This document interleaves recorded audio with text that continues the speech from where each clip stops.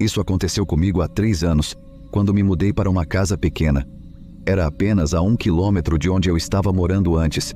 Não era um lugar muito desconhecido. No entanto, ficava do lado da cidade que eu não costumava visitar com frequência devido ao histórico de crimes e à má reputação. Na época, eu não estava em uma boa situação financeira, então tive que optar por lugares mais baratos, que ficavam nessa área. No dia em que me mudei, não conversei nem vi ninguém. Apenas transferi minhas coisas da U-Haul para o meu novo lugar. No segundo dia, comecei o processo de desempacotar, movendo as caixas e os móveis para os cômodos a que pertenciam. Quando fui mover meus móveis de escritório, vi algo pela janela que chamou minha atenção. Havia um homem, jovem, de cerca de 25 anos, parado na minha entrada. Eu observei enquanto ele apenas olhava para a casa e caminhava pelo quintal, espiando pelas minhas janelas de longe. Ficando desconfortável, saí da janela e fui para o andar de baixo para confrontá-lo. Mas quando abri a porta e olhei para fora, ele já tinha ido embora. Não estava no meu quintal, na entrada ou mesmo nas calçadas. Ele simplesmente desapareceu. Esperei para ver se ele voltaria, mas então decidi deixar para lá e voltei ao que estava fazendo. Sim, foi estranho, mas eu não sabia exatamente o que deveria fazer a respeito. Arrumei meu escritório e fui almoçar antes de voltar a trabalhar no quarto. Às 8 da noite, eu estava bastante cansada. Continuei por quanto tempo consegui, mas quando deu 10 horas, já estava esgotada para a noite. A casa ainda estava uma bagunça, mas deixei assim, desliguei todas as luzes e fui para a cama. Levou apenas alguns minutos para eu adormecer. Quando acordei, virei a cabeça e olhei para o relógio que estava no chão. 3 da manhã. Virei de volta e fechei os olhos, mas um som abafado me acordou novamente. Levantei a cabeça e escutei de novo, ouvindo um som fraco vindo do andar de baixo, como se algo estivesse sendo arrastado pelo chão. Ainda em descrença, sentei e escutei ainda mais atentamente. Alguns segundos depois, um som semelhante veio novamente. Levantei da cama e caminhei até a porta do quarto, abrindo-a e olhando para o corredor enquanto ouvia. Mas assim que abri a porta, todos os sons pararam. Caminhei pelo corredor até a escada, desci alguns degraus e olhei pela grade, mas não vi nada, e a casa estava completamente quieta. Quando cheguei ao último degrau, acendi a luz. A princípio, tudo parecia normal, nada faltava e não havia ninguém na casa. Mas então percebi algo realmente estranho. Todos os móveis e caixas que estavam encostados na parede haviam sido empurrados, e por trás deles havia várias porções esculpidas na parede. Senti meu rosto esvaziar de sangue ao perceber que alguém deve ter invadido minha casa e poderia até ainda estar dentro. Corri de volta para o meu quarto e pedi ajuda, mas a casa permaneceu quieta o tempo todo em que esperei. O que é mais inquietante é que a polícia não conseguiu descobrir como o intruso entrou ou saiu, nem entenderam por que a pessoa quebrou a entrada. A única ideia que tiveram foi que parecia que estavam procurando algo nas paredes. Não sei o que poderia ser, mas não havia mais nada com que trabalhar. Eu penso naquele homem que vi parado do lado de fora da minha casa, me perguntando se ele foi quem invadiu, mas mesmo 3 anos depois, nada mais se sabe sobre o que aconteceu naquela noite.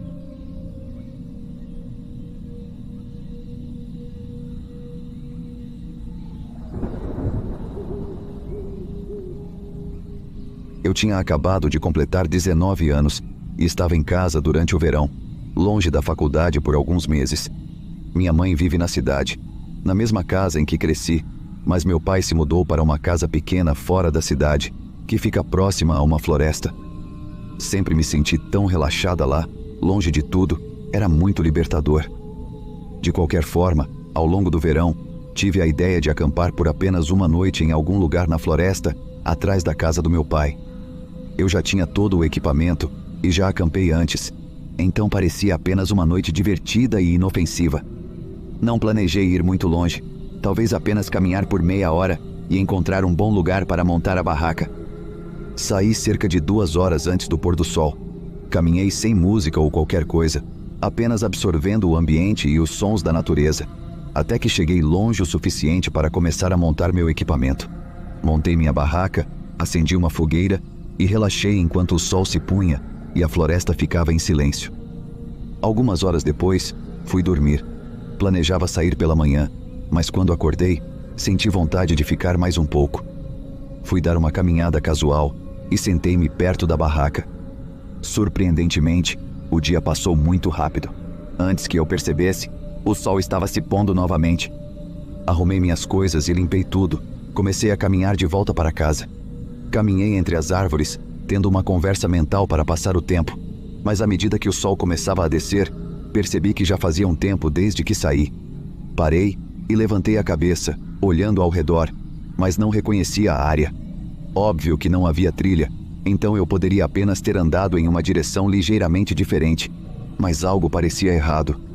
Após um minuto olhando ao redor, percebi que realmente não tinha ideia de qual direção seguir.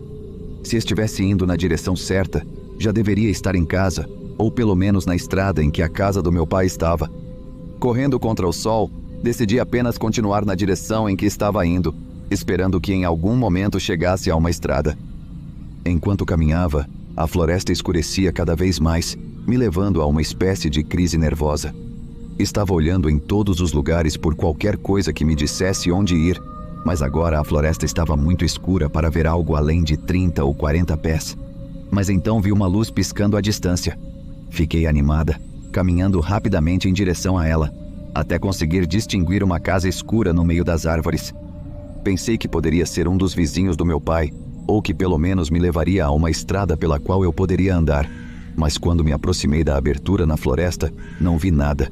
Nenhuma estrada, nenhuma luz de outras casas, e nem mesmo uma entrada de cascalho. A casa tinha uma aparência antiga, mais parecendo uma cabana, mas havia uma luz na janela do andar de baixo que estava acesa, então definitivamente não estava vazia.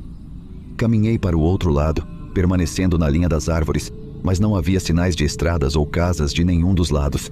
Lamentavelmente, decidi que minha única opção era pedir ajuda a quem morasse lá. Fui até a porta da frente, ouvindo por um segundo antes de tocar a campainha.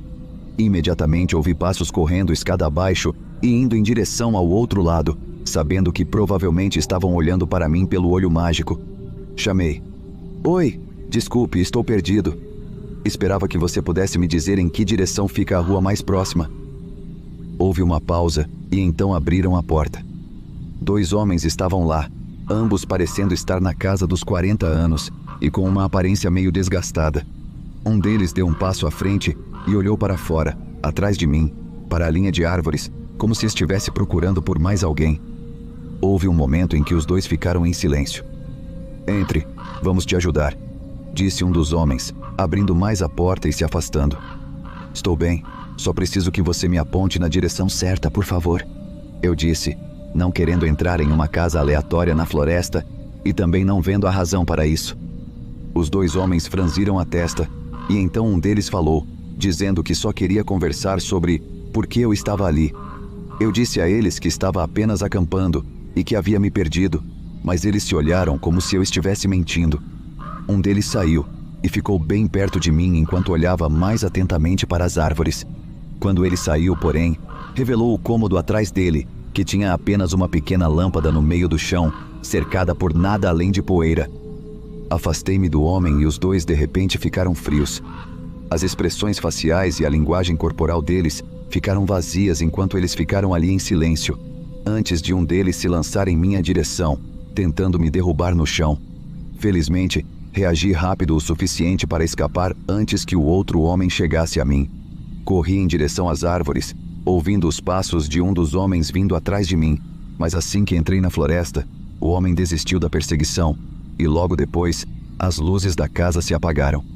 Horas se passaram antes que eu conseguisse chegar a uma estrada, descobrindo que havia caminhado várias milhas na direção errada. Contei ao meu pai sobre o encontro e ele levou isso para a polícia investigar, mas ficamos aterrorizados ao ouvir que a casa em que entrei era uma antiga cabana de férias que estava abandonada há décadas. Quem quer que fossem aqueles homens, provavelmente usavam um gerador para ligar as luzes e fazer o que quer que estivessem fazendo, mas ninguém sabe por que estavam lá. O jeito como eles estavam agindo parecia que estavam tentando não ser pegos, então, se tivessem conseguido me fazer entrar na casa deles, não sei se algum dia teria conseguido sair.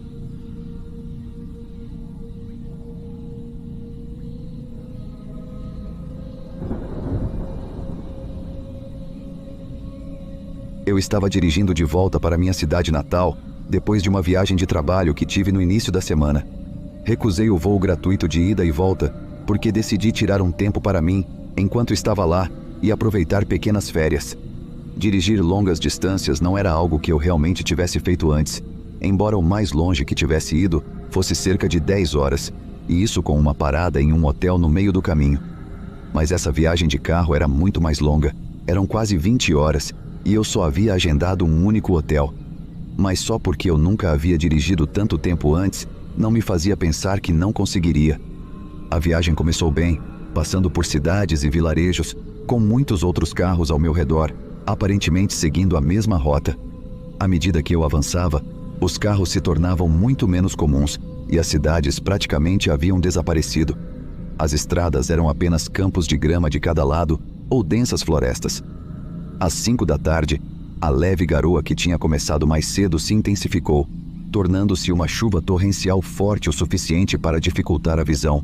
Parecia que quanto mais eu dirigia para essa área florestal, mais forte a chuva caía. Eu esperava que parasse até o pôr do sol, mas não parou. Eu estava realmente focado na estrada, dirigindo devagar e tentando garantir que navegava cuidadosamente, sem deslizar para a vala. Passei por essa chuva terrível por provavelmente 1 hora inteira após o pôr do sol, quando comecei a perceber que a estrada estava se tornando muito mais sinuosa do que reta. Ela começou a me levar muito mais fundo na floresta, onde as árvores estavam próximas umas das outras, bloqueando toda a visão. Depois de um tempo, comecei a ficar nervoso, pensando que isso era realmente estranho para uma rodovia. Eu desacelerei e me estacionei ao lado da estrada, parando no acostamento. Tirei meu celular e tentei procurar as direções, mas não havia sinal. Tudo o que eu me lembrava da rota era que eu tinha que pegar a mesma rodovia praticamente o caminho todo. Talvez eu estivesse na estrada certa e só estivesse paranoico. Ou talvez eu tivesse me concentrado tanto em tentar ver através da chuva que acidentalmente tivesse entrado em uma estrada diferente. O problema é que eu não tinha como descobrir qual das duas possibilidades estava certa. Olhei pelas janelas na esperança de ver uma placa ou qualquer coisa que pudesse me dar uma ideia de onde eu estava. Tudo o que consegui ver através da chuva forte eram as florestas ao meu redor, desaparecendo em um total de escuridão além dos meus faróis. Mas então, apenas 1 minuto ou mais depois de eu ter parado, uma luz apareceu atrás de mim. Olhei no espelho enquanto ela ficava mais brilhante ao contornar uma das curvas e se aproximar do meu carro. Os faróis estavam tão brilhantes que eu não conseguia nem ver o carro, apenas a claridade ofuscante nos meus espelhos. Observei enquanto a luz começou a se mover cada vez mais devagar, até que parou bem atrás do meu carro. Uma parte de mim se sentiu aliviada por alguém ter parado para me ajudar, mas outra parte estava pensando nas outras possibilidades. 1 minuto inteiro se passou enquanto o carro ficou lá, mantendo os faróis acesos e sem mostrar sinais de nada, até que a porta se abriu de repente. Ainda estava muito brilhante para ver qualquer coisa, mas a silhueta escura de um homem surgiu da luz e veio direto até minha janela. O homem estava usando um moletom escuro e parecia não se importar com a chuva enquanto se apoiava na porta, enquanto eu baixava a janela alguns centímetros. Ele perguntou se eu precisava de ajuda, e eu respondi, explicando que só precisava saber onde estava e se ainda estava na rodovia certa. Ele olhou para mim e depois para o meu banco de trás, acenando com a cabeça. Sim, posso ajudar você. Deixe-me apenas pegar meu celular. Ele começou a se afastar enquanto eu subia a janela novamente para bloquear a chuva. Havia algo estranho em minha interação com ele, mas eu não conseguia descobrir o que era. Simplesmente parecia estranho. Porque ele não sabia em qual estrada estávamos, ou se estávamos na rodovia. Olhei nos espelhos até que o homem desapareceu atrás das luzes ofuscantes novamente, mas eu consegui vê-lo se movendo em seu carro por alguns momentos antes de ele voltar. Ele se aproximou, mas nos momentos antes de chegar ao meu carro, eu vislumbrei algo em sua mão. Assim que reagi e coloquei o carro em marcha, o homem se agachou ao lado do meu pneu traseiro e enfiou algo nele. Eu acelerei, vendo o homem ficar visivelmente assustado e pular para trás enquanto eu acelerava o mais rápido que pude. Eu sabia que ele provavelmente tentaria me alcançar, então dirigi em pânico por vários minutos, temendo a ideia de ver as luzes aparecerem atrás de mim. Felizmente, no entanto, elas nunca apareceram. Fiz cerca de 5 quilômetros antes de finalmente encontrar um cruzamento com uma placa indicando um posto de gasolina à frente. Quando entrei, claro, chamei a polícia primeiro, mas também descobri que o homem havia perfurado meu pneu com uma chave de fenda que ainda estava presa na lateral do pneu, pendendo parcialmente para fora. O fato de ainda estar lá e cobrindo o buraco é provavelmente a única razão pela qual consegui escapar sem quebrar no caminho.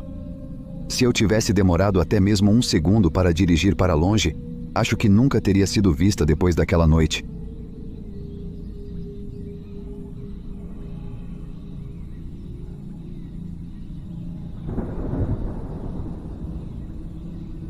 Aqui está um pouco de contexto relevante para a história. Eu cresci a cerca de 15 milhas do centro de Portland, em uma área semi-rural. Vivíamos em uma estrada rural sinuosa nas colinas, onde as casas ficavam bem afastadas umas das outras. Nosso vizinho mais próximo ficava a cerca de 10 minutos de caminhada. Nossa casa era afastada da estrada e tinha uma entrada de cascalho que fazia uma curva acentuada. Então não era possível ver a casa da estrada, nem a estrada da casa. Em um dia quente de primavera, quando eu tinha 10 anos, estava voltando para a casa de ônibus escolar. Quando o ônibus parou na minha entrada, olhei pela janela à minha esquerda e vi um homem em uma caminhonete cinza, parado ao lado da estrada, quase bloqueando minha entrada. Por ser tão jovem, não pensei muito sobre isso. Mas quando cheguei à frente do ônibus, a motorista estendeu o braço, bloqueando minha passagem e me perguntou: "Você conhece aquele caminhão ou aquele homem?" Eu disse que não. Nesse momento, ela abriu a janela deslizante e fez sinal para ele seguir em frente. Ele olhou para ela, depois voltou a olhar para frente e não se mexeu. Ele não estava olhando o mapa nem nada, apenas sentado ali. A motorista, então, pegou o interfone e disse que ele precisava seguir em frente. Mas ele continuou parado. Então, ela disse: "Senhor, é melhor o senhor seguir em frente. Eu não vou a lugar nenhum até que o senhor saia daqui." Ele finalmente foi embora, e depois de alguns minutos, a motorista me deixou descer e disse que esperaria alguns minutos para que eu chegasse em segurança até minha casa. Assim que cheguei em casa, contei à minha mãe o que aconteceu, e na manhã seguinte ela veio comigo até o ponto de ônibus para agradecer à motorista. Acredito que minha mãe deu algum tipo de presente a ela, mas não tenho certeza do que foi. Depois desse incidente, minha mãe e meu padrasto abriram uma clareira entre as árvores no final da entrada como um lugar de esconderijo. Nesse ponto, meus irmãos e eu podíamos observar a estrada enquanto esperávamos o ônibus pela manhã, sem que ninguém pudesse nos ver. De qualquer forma, esse incidente me arrepia quando penso nele. Se a motorista do meu ônibus não tivesse sido tão vigilante cuidando de mim, e se aquele homem na caminhonete tivesse más intenções, eu poderia ter desaparecido. Logo após minha entrada, há uma curva acentuada e uma descida íngreme, e o ônibus teria saído de vista em segundos. Não haveria testemunhas.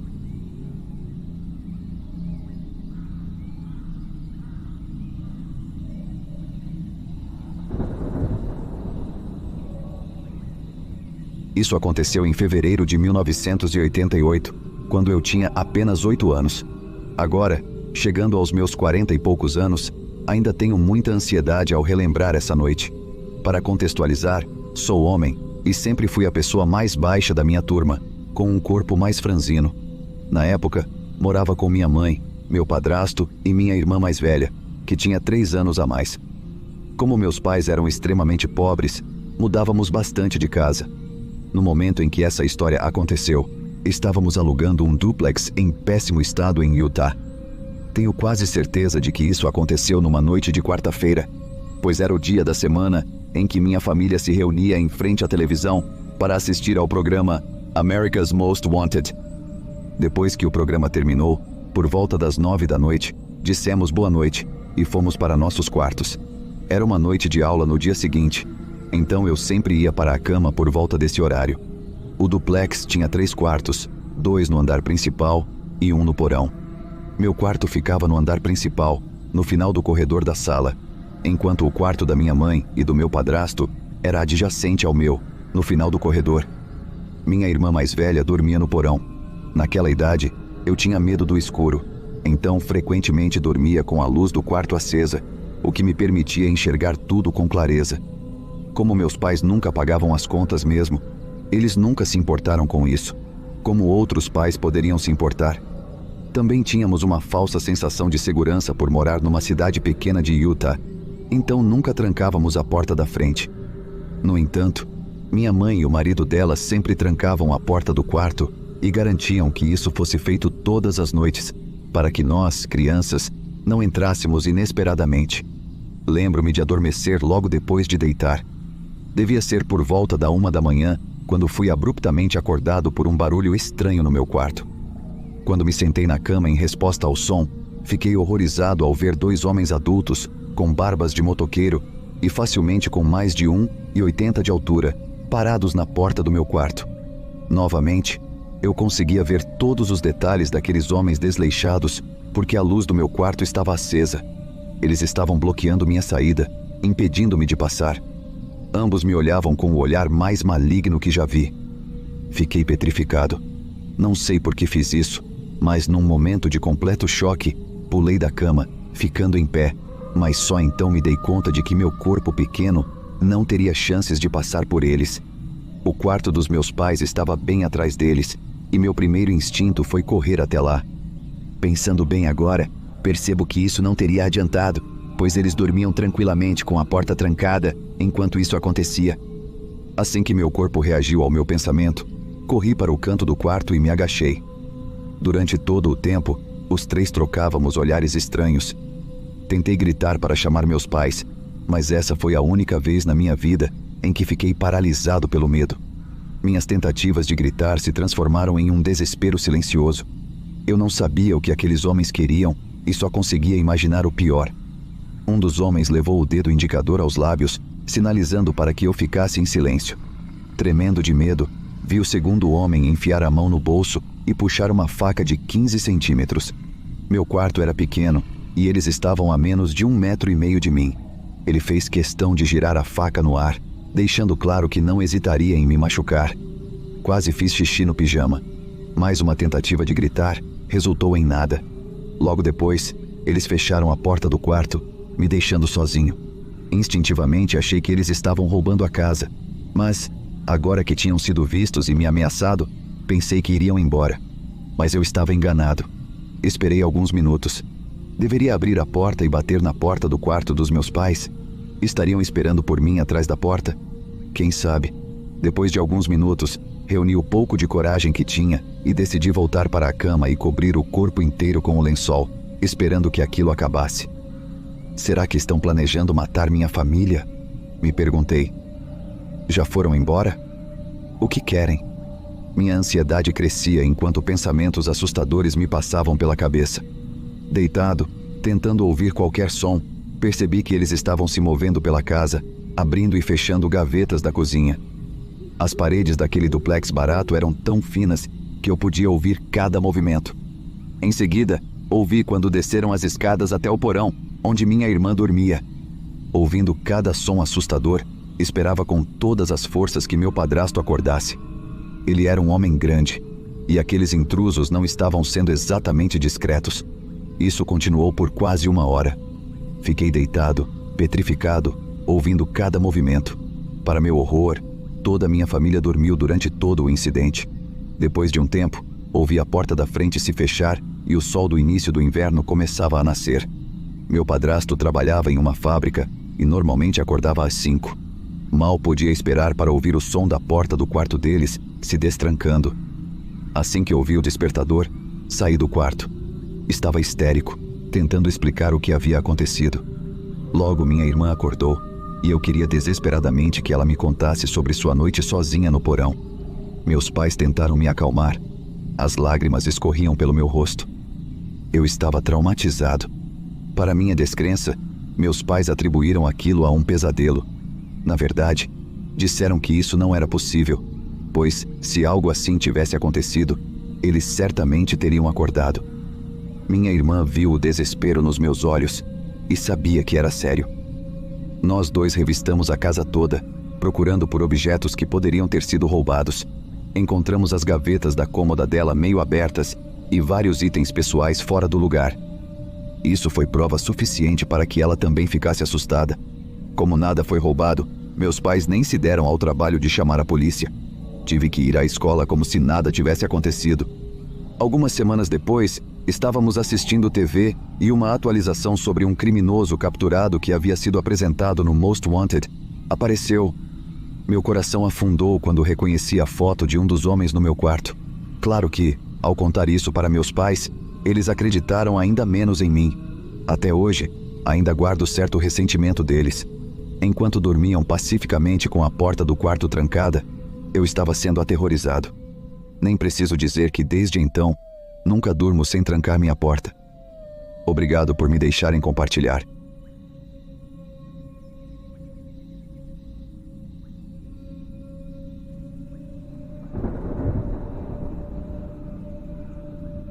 Meu nome é Jeff, e essa história é sobre uma das primeiras vezes que meus pais me deixaram sozinho em casa. Eu tinha provavelmente uns 12 ou 13 anos.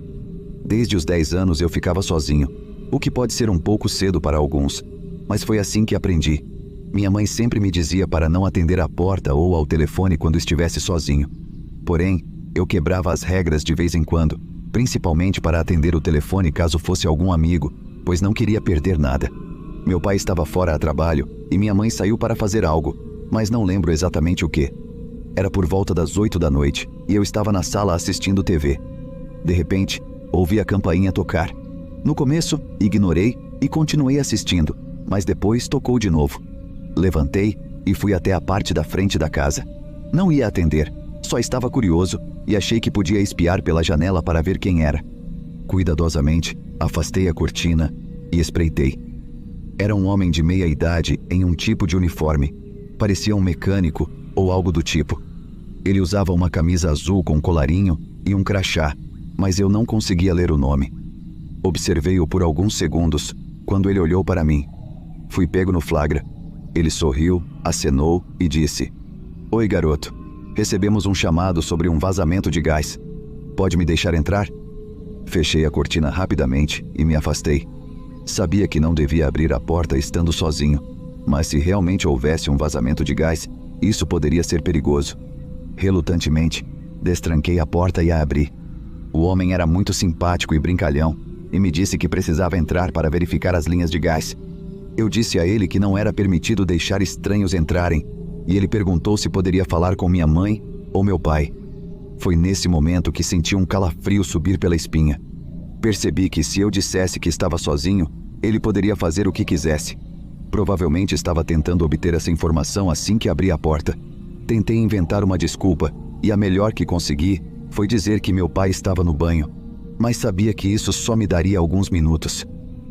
A tensão aumentou enquanto estávamos ali fingindo que estava tudo bem. Eu quase comecei a chorar em um ponto, até que vi uma das minhas vizinhas atravessando a rua com seu cachorro. Ela imediatamente me notou na varanda com um estranho e deve ter percebido que algo estava errado. Assim que o homem a viu se aproximando, ele deu meia volta, entrou em sua van e foi embora. Minha vizinha me perguntou quem era, e eu expliquei o que havia acontecido, que ele era do serviço de gás e que havia um vazamento. Ela me disse calmamente para ficar dentro de casa enquanto ligava para minha mãe. Minha mãe chegou rapidamente e, quando ouviu o que aconteceu, chamou a polícia. Foi nesse momento que percebi a gravidade da situação. Nunca descobrimos quem era aquele homem, mas quando minha mãe ligou para a companhia de gás, eles disseram que não haviam enviado ninguém e que não havia nenhum vazamento registrado.